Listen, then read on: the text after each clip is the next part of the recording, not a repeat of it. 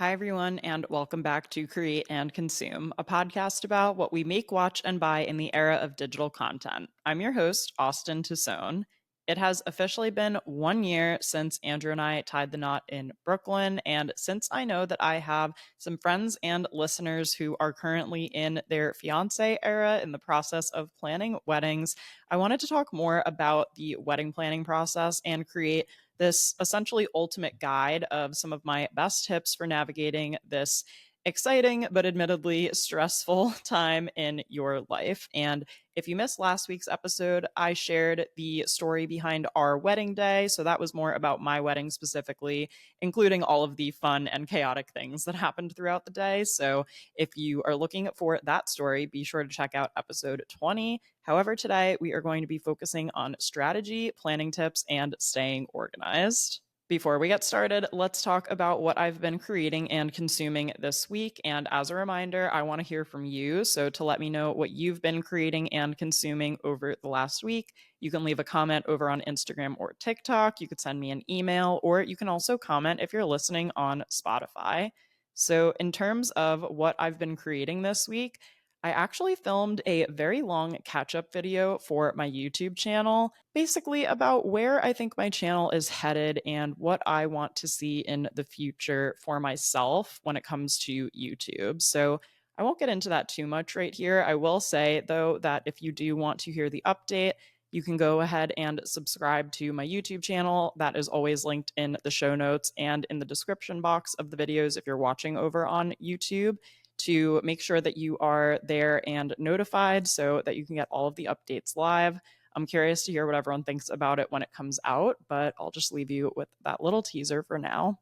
And then, as far as what I'm consuming this week, I have two television updates, which is that I finally finished both Love Island season 6 and The Perfect Couple on Netflix. Love Island, I am so glad that I was influenced to watch this season. This is the first season of Love Island USA that I feel like has garnered the same international attention and conversation as the Love Island UK seasons. I actually watched Love Island USA season 1 and I kind of started to watch season 2, but I fell off of it. But I actually did a partnership with CBS and Love Island USA when it first came out all the way back in 2018. If you have been following me for that long and you remember that partnership, then that is extremely impressive. So I have always been a fan of unconventional love stories, of reality dating shows, and everyone on the show this season truly just knocked it out of the park. Like the casting was A plus, and I absolutely loved watching this season, seeing the drama unfold, and apparently being very wrong about how things all turned up at the end. So if you want to discuss Love Island season 6, I know it took me literally into October essentially to finish watching this show that was airing over the summer, but I made it through all 36 episodes, and now I'm ready to discuss. So please let me know what your thoughts are if you watched. And then, as far as The Perfect Couple, we actually read the book for book club in, I guess that was technically our August book because we knew that this Netflix limited series was coming out. I absolutely loved the casting in this as well. I feel like the TV show, I did actually like it a little better than the book, and I'm sure that's a controversial thing to say, especially for an author like Ellen Hildebrand, who's very beloved. But I did read Winter Street by her last year. That was also a book club pick that I really liked. This book for me left a few like loose ends that were untied that were really unsatisfying to me. And I won't give too much away or too many spoilers, but I actually liked the way that the show kind of addressed some of those things and some of the slight tweaks that were made to characters and like what was going on. I think my biggest complaint though was I would have liked to see in the book there were some flashback scenes that were taking place in New York and in the city. I would have liked to see a lot more of that or a lot more of Nantucket Island because a lot of the show is filmed on the property, like of the family home, which was beautiful. But I kind of just felt like we could have been exploring a bit more, if you will. I am now patiently awaiting the first episode of Love is Blind season 7 that is supposed to drop on Netflix on October 2nd. So it should be out by the time you guys are listening to this. If you are a Love is Blind watcher, please let me know what you think when you watch the episode. With all of that being said, let's get into today's topic of how to plan your wedding. And how to plan your wedding without going insane, I think, is actually the real title of today's episode. And when you first get engaged, it is such an exciting and overwhelming time. And I do think it's worth it to take a few days, a week, a month, however long you really need to honestly just soak in the happiness of that moment, the happiness of maybe the surprise if it was a surprise, and just really enjoy that kind of cloud nine feeling because it is really incredible. And I think it's something that's worth savoring before you go full blast diving into wedding planning. However, if it makes you feel better to just start checking things off, that is good too. I think it's just important to know what type of bride, I'm going to say bride mainly through this episode, because I assume based on my Apple Podcast analytics that, like a good majority of my listeners are women. But please know that I'm want to include everyone in this. I kind of just am like defaulting to say if you're the type of bride who likes to plan ahead, or if you're the type of bride who gets overwhelmed easily, just think about how you generally are and how that all ties into wedding planning, because that'll help set the tone for what you might need help with wedding planning and what you might prefer to kind of tackle on your own. So, once you've taken some time to celebrate and soak in the moment, I think it's really helpful to kind of create an outline for yourself of what your dream wedding day would actually look like, because this is going to be very different for everyone. Some people want small weddings, some people want big weddings, some people want to get married literally in their own backyards, and others want destinations. So, I think that getting on the same page as your partner and figuring out what's important to you is a great way to kick off the wedding planning process. I actually created a brand new freebie. So it is called the Wedding Planning Kickoff Workbook. And I will leave the link to it in the show notes and in the description box if you're watching on YouTube. Even if you know a friend right now who's getting married, or you know someone who just got engaged, feel free to send this link to them. Again, it's totally free to download. I created this based on conversations that Andrew and I had at the beginning of our wedding planning process.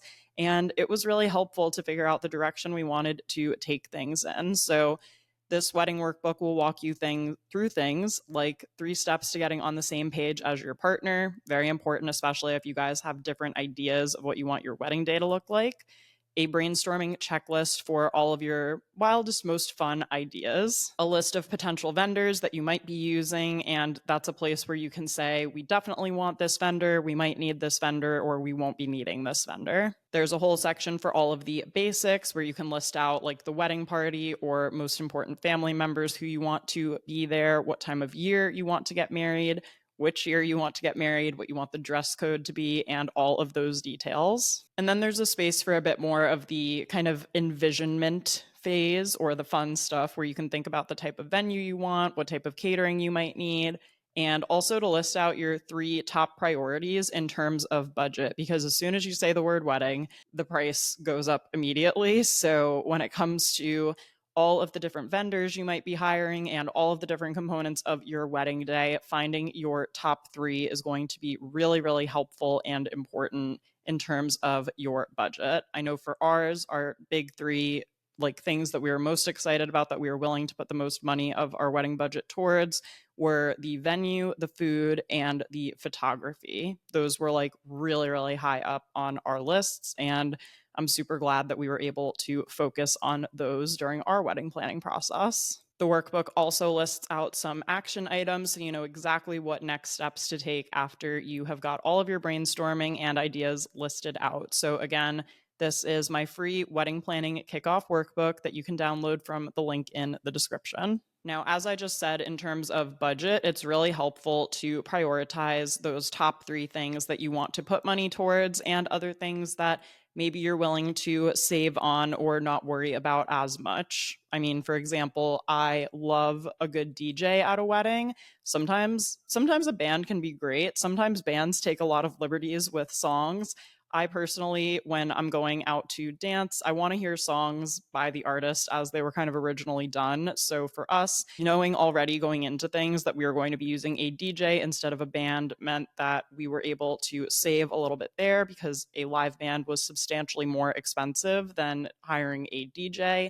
And that was what we wanted either way. So that was something within our budget that we were able to agree on early on and that we were both pretty happy with. I also just want to say I know that it's really intimidating to look at weddings on Instagram and Pinterest and see people have lavish blowouts and things like that, but I just want to say your wedding day will be special no matter what. So focus on whatever budget you're able to work with for your wedding and just know that you are going to have an absolutely incredible day no matter what. And it is certainly not something that is worth going bankrupt over or being in debt over just for the sake of pleasing other people. So keep that in mind as you're wedding planning and think about what's most important to you and what you want and not what other people are thinking. One general rule that I think is helpful to keep in mind when wedding planning is that each guest kind of does add to the overall total, because typically when you're working with a catering company, they are going to give you a cost per plate. So naturally, the more people you add, the more money you will be paying. This is why one of the first things that I say to do in the wedding workbook is to create like a rough guest list and just make sure that you have that estimated capacity for your wedding and how many people you want to invite, because the venue you choose will be based off of that. The catering that you choose might be based off of that, or at least the price will be. So that is one reason why a lot of people like to have smaller and more intimate weddings, because you can keep, quality high. And even though you're not having as many people, it still is kind of evens out within the budget too. So just keep that in mind. If you want to invite more people, that's fine, but you just might end up spending more money, especially with something like catering if you're doing a typical sit down meal. I will also add, I mean, for our wedding, like we certainly could not have pulled off what we did without our families. And obviously, getting family help is an incredible gift when you are wedding planning. So I would just touch base with your family. If your parents or your grandparents or your aunts and uncles, if anyone is helping and contributing financially towards your wedding, I would just check in with them and say, hey, like, we appreciate this more than you know. This is like an incredible gift. Do you have any expectations from us by either loaning us this money or giving us this money to put towards our wedding? And I think that's really important to clarify with family upfront, just to prevent any issues as you keep wedding planning. So, for example, was this truly a gift or was it a loan? Do you need to pay them back? If so, how and on what timeline? Do they have any say in the guest list as a result of this? Do they want you to get married at a particular location? Does your mom want you to wear your great grandmother's wedding dress? So honestly, like, I would just be really clear about this up front. It'll save a lot of time and questions later on down the road. And I think it's something that sometimes you assume is going to go one way, but could end up going a different way. So laying those expectations out from the beginning will help make it easier for everyone. My next tip for wedding planning is to prepare to plan ahead or as far in advance as you can. And we ended up planning our wedding about a year out from when we got engaged. So because we really didn't start looking till like end of summer 2022, we were aiming for fall 2023 for our wedding. But because it was only within a year, there were a lot of places that had, dates booked up already, especially if you're looking for a Saturday wedding. We actually ended up booking a Friday for our wedding, which was good in the sense that because it was a Friday, we actually had more choices when it came to caterers who were available, vendors who were available, et cetera, et cetera. Like, even if we had gotten a Saturday date that we were excited about, we might have had a harder time finding vendors because they may have already been booked up for other weddings. So choosing a Friday for our wedding actually did give us more flexibility in terms of every single vendor who we really wanted to work with was pretty much available, which was great. I was also totally okay with the idea of a Friday wedding. I have done Friday weddings before and actually preferred them in some cases, because it just means that you also have an entire day on Saturday to just relax or chill or explore an area you're visiting, if that's the case, because I have gone to a lot of friends' weddings that were not local. And when it is a Saturday, usually that means I am up super early on a flight Sunday morning to get home. So there is still really high competition for especially popular venues, popular dates, things like that. It's not always easy to get exactly what you want. I will say, though, the earlier you start wedding planning and the more flexible you are, maybe in terms of the exact month that you were hoping for, or the exact season that you were hoping for, or even the exact year that you were hoping for. If you can book further in advance or be flexible about knowing that you might end up with a date that you are not as obsessed with, or like maybe a venue that was your second or third choice instead of your first choice, whatever you can be flexible on will give you more options later on. So I do think it's important to keep an open mind and know that no matter what, again, you are going to end up with such an amazing day because you're going to be marrying your person. Okay, my next wedding planning tip is to create a wedding website to help you keep track of everything and have all of the important info in one place. I personally found that by having a wedding website, I got fewer questions and texts from guests leading up to the event.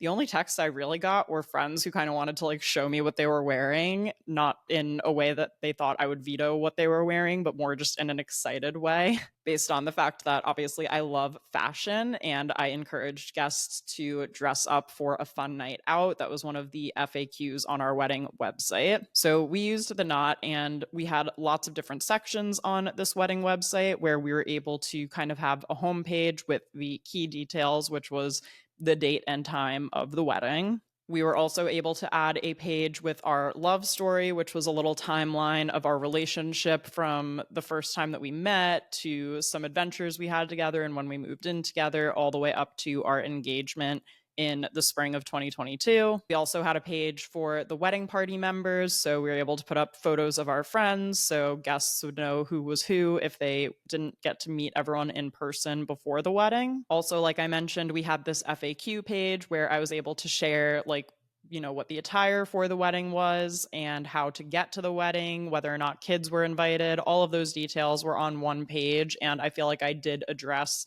probably all of the frequently asked questions. I also had a page with travel details about hotels that we had room blocks at, biggest airports to fly into, which luckily in the New York City area, guests have three main options for how to get here.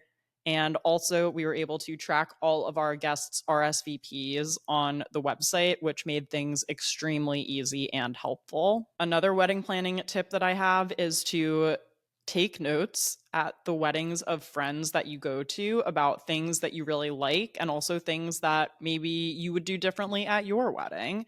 And this is something that I was kind of doing a little bit before we got engaged, just kind of taking mental notes of things. But I actually started a note on my phone once we were engaged, thinking about some of the things that I thought friends did that were really smart at their weddings that we might want to do at ours as well. So, one thing, for example, like I would write down if a wedding had an amazing cocktail hour, and I would be like, what about this was so amazing?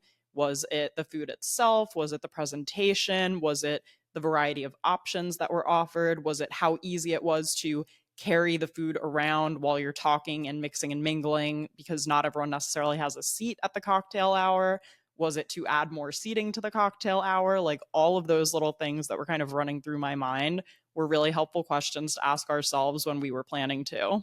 I had one bridesmaid at a friend's wedding tell me that she had to go give her bouquet to the wedding planner because they were going to reuse the bridesmaids' bouquets during the cocktail hour. Like they were just going to take those bouquets and plunk them in vases for the cocktail hour so they didn't have to purchase additional flowers for the cocktail hour, which I thought was so smart and obviously a great way to save a little money on florals. Also, another wedding we went to, I think it was Andrew's cousin's wedding, the groomsmen's tuxes, they did magnetic boutonnieres, so they didn't have to worry about sticking themselves or ruining the tuxes that they were actually renting. And this was just a really quick and easy way to pop the flowers on. So I definitely made note of that for our wedding too. I honestly didn't really end up with too many negative notes about any friends' weddings because all of my friends had amazing taste and did really fun things for their weddings. The only one thing that I wrote down at one wedding, it took a really long time to get a drink at cocktail hour. And we realized that was partly because of the large guest count and that maybe it would be worth it to have an extra bartender, on staff at ours just to make sure that everyone could be helped given that cocktail hour was only an hour. And so we wanted to make sure people could make the most of it, and especially to try like our signature cocktails, which we did. Now, once you've kind of confirmed a date and a venue and you know what time of year you're getting married, I think this is a great time to log on to www.pinterest.com and make yourself a little Pinterest board. I actually ended up with two Pinterest boards, one for the wedding itself and one for the bridal shower, since I was heavily involved in the planning and vibes of my own bridal shower, because that is very on brand for me. But anyway, having a Pinterest board for wedding inspiration and just starting to pin things like tablescapes that I liked, dresses that I liked, just general vibes and things that I would search for regarding the wedding, like wedding day photo moments, wedding day, like champagne tower or cake ideas, like all of those different things, to just kind of curate ideas from other people's weddings and kind of start to visualize for myself what we would want to see at ours. I really loved that. And once I had my Pinterest board, the next thing that I kind of started to make note of was what colors or patterns or symbols, whatever it was I seeing that were kind of recurring themes throughout all of the photos. So I ended up creating, maybe this is a little extra, but if you don't do this, I promise either your wedding planner or your florist or someone will say something to you about this. But I basically ended up creating a color palette for the wedding down to like the literal hex code values that I had. So I knew the exact color code for like this exact shade of pink, this exact shade of orange, all of that stuff.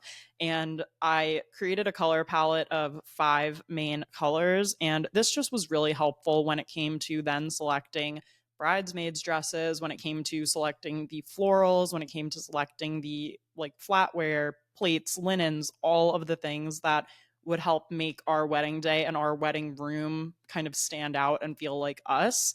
And I absolutely loved having this color palette. Even like our invitations, like truly everything kind of got dipped in these colors and helped keep things really consistent and made it easier for me to plan things already knowing what type of vibe I was going for and what type of colors I was looking at.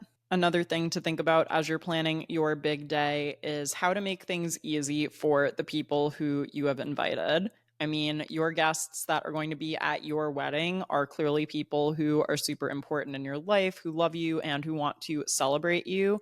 And I found that by making things really easy for our guests, things got easier for us from a planning standpoint. So, some things that we did to make things really easy for our guests were to send our save the dates with plenty of notice. We sent our save the dates in February for our wedding in September.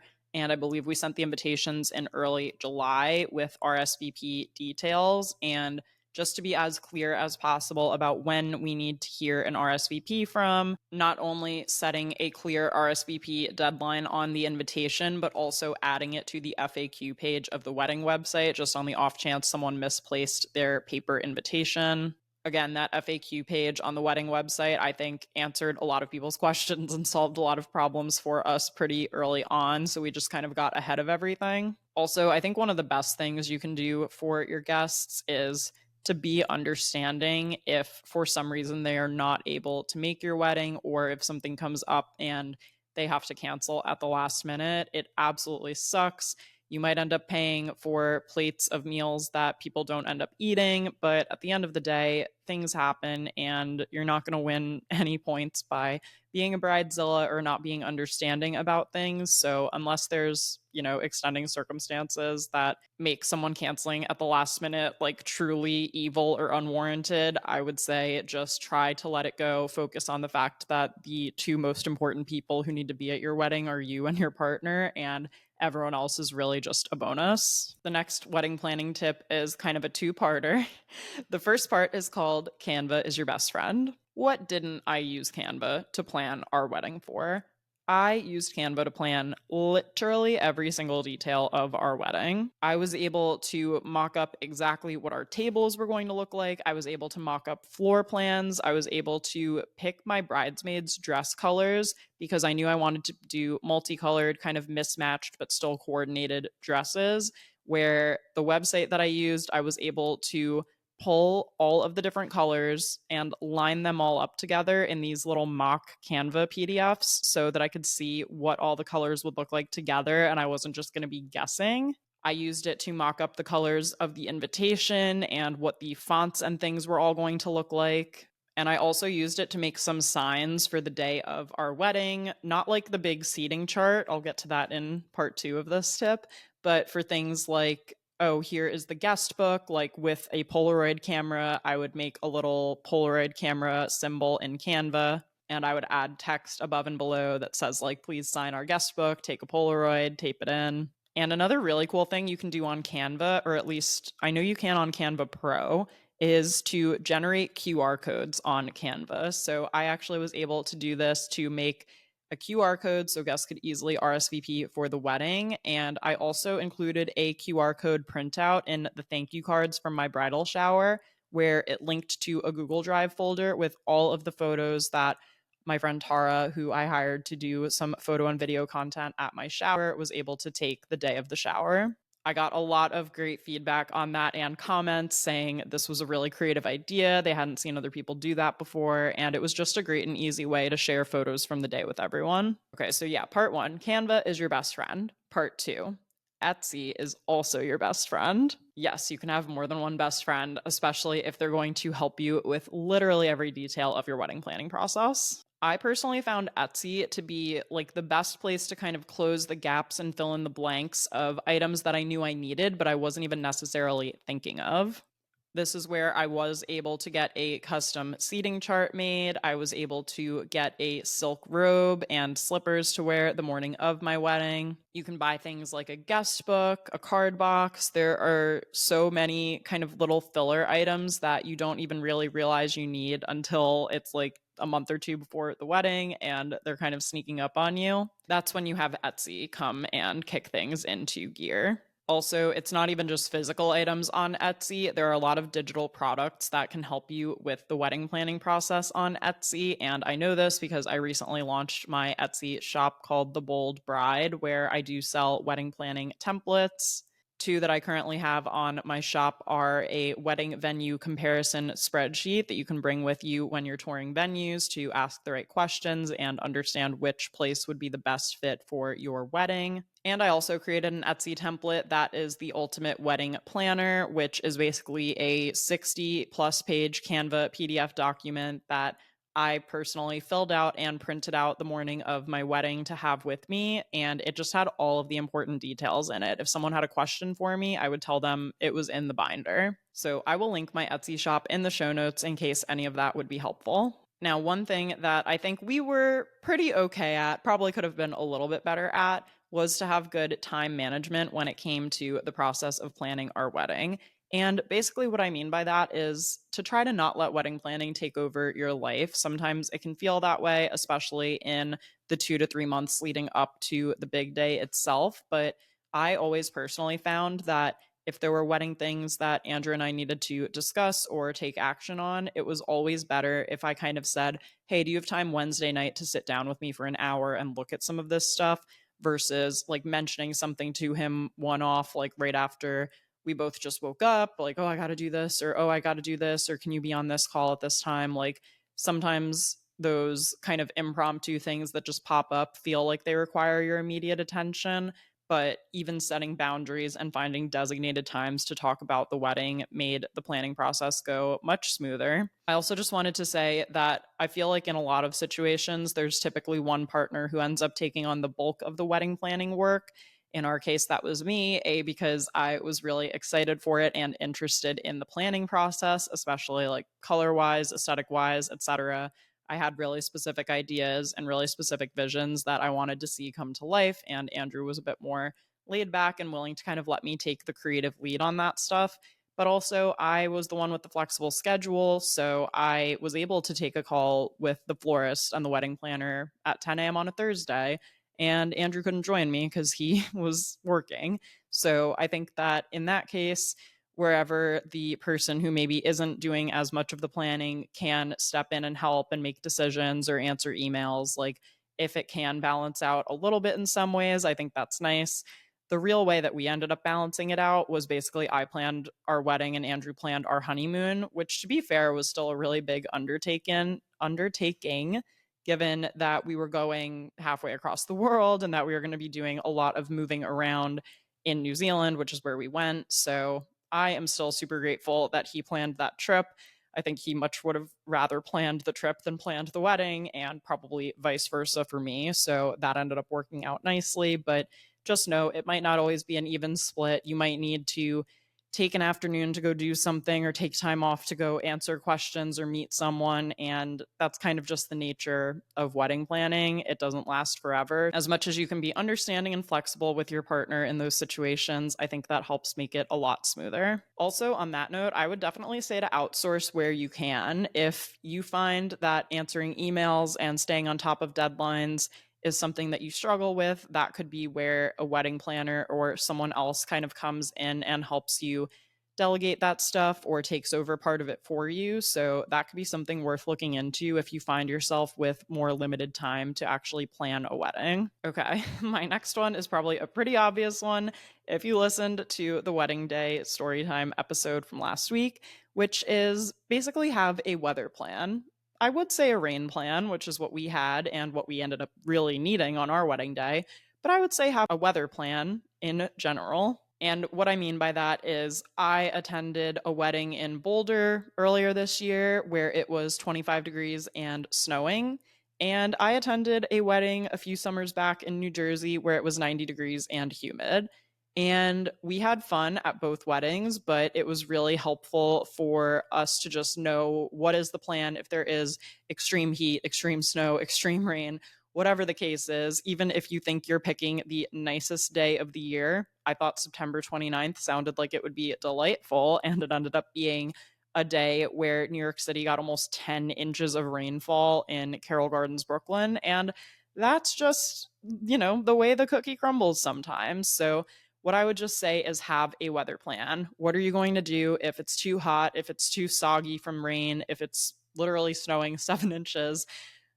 How badly do you want to move forward with being outside or, being in that situation if it's going to be uncomfortable for guests, if people's shoes are going to get ruined, if it's going to be just a situation that's also not safe for people? Just think about all of those things and make sure that you think about that when you're choosing a venue, and just ask around, like, what is the backup plan if we were planning to have the ceremony outside and we can't do that? And that will honestly solve, I think, like a good chunk of wedding day anxiety. Also, on that note, one thing that I did end up doing that I feel like could be argued is, oh, maybe not worth the money or not something you need, but ended up being truly essential for our wedding day, was I actually had my hair and makeup artist who did my wedding hair and makeup in the morning stay all day for touch ups. Like, she stayed until about 7 p.m. And obviously, we, paid her to do so. But my hair completely fell out when we were taking photos because of how much it was raining and of how humid it was. And she was able to almost like redo it. It almost even looked better the second time. I don't even know how to explain it, but like she was able to fix it and make sure that even after I took photos, like that it was still perfect for the ceremony. And I also wanted to switch my hair because I was switching my dress for the reception. And I was like, I know how to pull my hair back in a ponytail. Like, it's not going to be that hard. And even my mom was like, you shouldn't have to do that on your wedding day, though. Like, we know you know how to do it, but if you really want this to be the one day where things are taken care of for you, like, let's make that one of the things that's taken care of. And I'm so grateful that we did this. So, if that is an option for your hair and makeup team, I honestly would suggest having someone stay, even if one of the bridesmaids who got their hair done super early, if like a front curl falls out or a bobby pin comes untucked.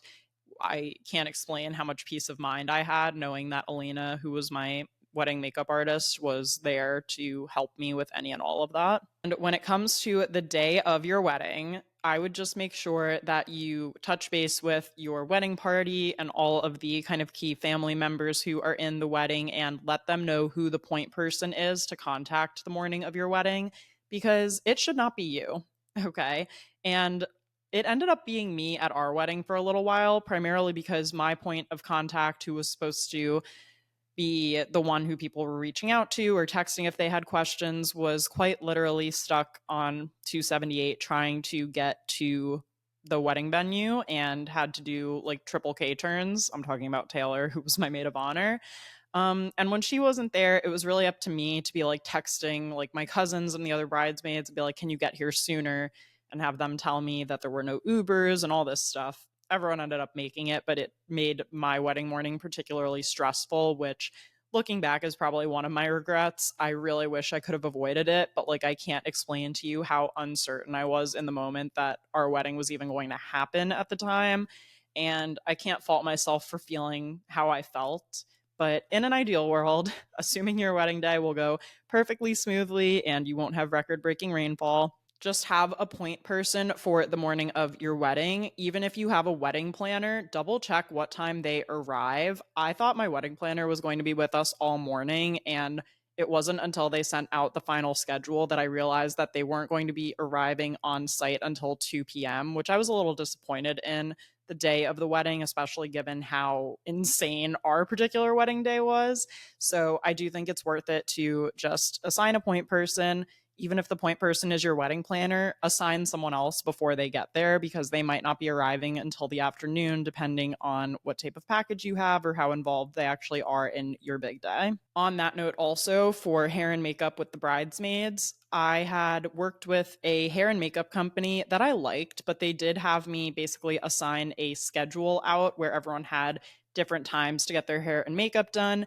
And I was trying to be a chill bride, like, assigning my friends who I know need to sleep in more generally later times so that they could just come at their leisure. But again, given everything that was going on with the rain and how hectic it was, what I really should have done was just had everyone arrive early that morning, regardless, because it's my wedding and I could have asked them to, and I just didn't, which was silly. Because even if you do have kind of a set schedule for people, A, your best friends want to hang out with you on your wedding day. And B, if hair or makeup finishes early for someone, then someone else can just jump right in and you don't have to worry as much about exact timing and scheduling. Especially like on my wedding day, the schedule basically ended up getting thrown out the window, except for my time with Elena, who was specifically the artist from this company that we hired, who I had chosen to do my hair and makeup. Yeah, it all went out the window. So have everyone come as early as possible. If you can get a few volunteers to come for maybe like the first hour, that's one thing. But I feel like everyone should generally be there relatively early, especially because they just want to see you and celebrate and hang out. And another kind of day of wedding regret that I have that I did not anticipate was any slowdowns or potential issues with people getting in and out of hotels and getting in and out of different floors. I feel like this might be a New York City specific problem, but the William Vale that we stayed at was a beautiful hotel. But one thing that made getting ready really, really difficult was the fact that each guest had a room key that just worked for their floor of the hotel. And we weren't all staying on the same floor. So, like, if someone left their shoes upstairs, it was like a whole thing where, oh, can I borrow your room key card? Oh, can I do this? Can I go get that? You need this specific room key. They all look the same. How do I know this one works for floor 17 and not floor 19? Like, even my parents and Andrew and I were all on different like floors of the hotel. And that just made for a really chaotic morning. I did not love that. I would never have thought of that or anticipated that before getting married. And again, I feel like that's more of a city specific thing, having a room key that also gets you in the elevator to your proper floor. And the stairs were also like deadbolted, sort of like you couldn't get back into a staircase. You could only use the stairs to like leave and go down. You couldn't use the stairs to like run between floors. So that's just something I was not anticipating at all that definitely slowed us down the morning of the wedding and is something I would have done differently or asked the hotel about or honestly thought my wedding planner would have said something about to me. But anyway, it all ended up working out just fine. And also for the wedding morning, just pick a playlist to have on to get you in a good mood. Once we kind of resolved the major crises of the morning, we just put on a fun playlist.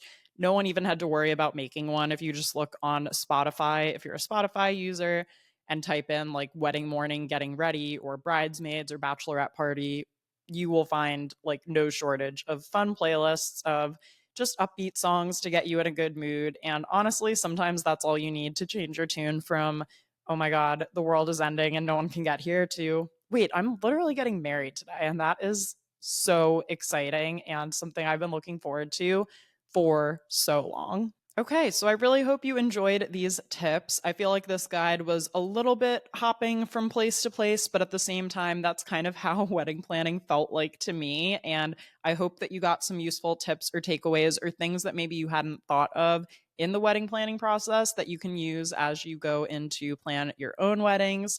Again, if you want to send this episode to a friend who might be getting married soon, definitely please pass it along, spread the word. And as a reminder, you can also support Create and Consume for free by doing any of the following.